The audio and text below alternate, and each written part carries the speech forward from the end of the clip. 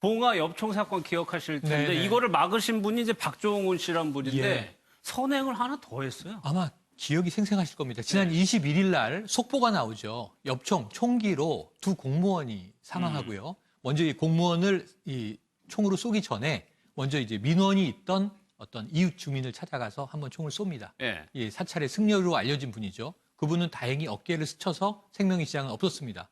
그런데 아마 누군가 막지 않았으면 더 희생자가 있었을 그렇죠. 가능성이 있다는 게 나중에 알려진 거예요. 바로 박종훈 씨가 그 이제 봉화 면사무소에 뭔가 작업을 하기 위해서 들어가서 직원과 이야기를 하고 있다가 총소리를 듣습니다. 그리고 뛰쳐들어갔더니 이미 두 명을 쐈고 세 번째 사람을 겨누고 있는 상황에서 앞뒤 안 가리고 박정훈 씨가 덮쳤습니다. 예. 그 총기를 뺏기 위한 몸부림이 있었고요. 두 발의 총이 발사됐습니다. 다행히 피해는 없었고 직원이 함께 힘을 가세해서 제압을 했어요, 범인을. 예. 그 의인이죠. 그렇죠. 그래서 LG 의인상 아마 들어보셨을 겁니다. 그래서 LG 복지재단에서 의인으로 선정을 해서 상금 3천만 원을 전달하겠다. 예. 이 통보를 받았는데 이 상금을 유가족에게 전해드렸으면 좋겠다. 예, 가족들이 다 이게 합의된 내용이라고 밝혔고요. 예. 그리고 그 사망한 공무원들도 평소에 안면이 있고 알던 분들이라는 거예요. 그러니까 그 집, 그 유족들은 얼마나 황망하겠나. 이 돈은 자신이 쓰는 것보다 유족에게 드리는 것이 옳을 것 같습니다. 해서 말씀하신 두 번째 선행이 예. 알려지게 된 겁니다. 직접 박종훈 씨의 얘기를 들어보겠습니다. 그분들 찾아가지고 말씀드린 것도 아니고 재단하고 돈에다가 지금 제가 돈을 안 받은 상태잖아요. 받으면 제가 그렇게 한다고 사건 났을 때 그 자리에 있어 누구도 할 수 있는 일이고요. 제가 열심히 일해가 번 돈이 아니고 집사람이 기부하자고 의견 내주고 저도 생각 있고 집사람이 해주니까 저는 고맙더라. 그래가지고 결정한 겁니다. 아빠 잘했다 그러죠. 네, 어머니 아버님도 잘했다고 그러시죠.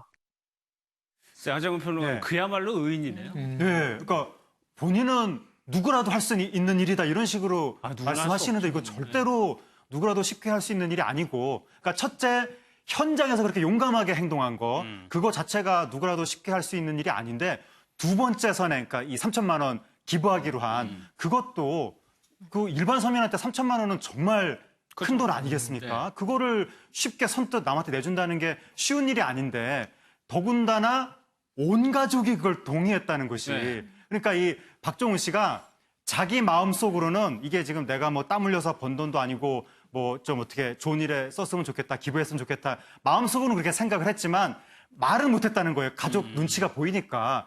근데 말도 안 했는데 부인이 먼저 또 이 돈은 기부하는 게 어떠냐. 부인이 먼저 말을 해가지고 정말 부부지간에 어떻게 이렇게 뜻이 잘 통하는지. 그리고 또 아들들도 거기에 완전히 동의를 했다고 하니까 예. 이 가정 자체가 정말 요즘에는 보기 드문 예. 의인 가족인 것 같습니다. 대단합니다.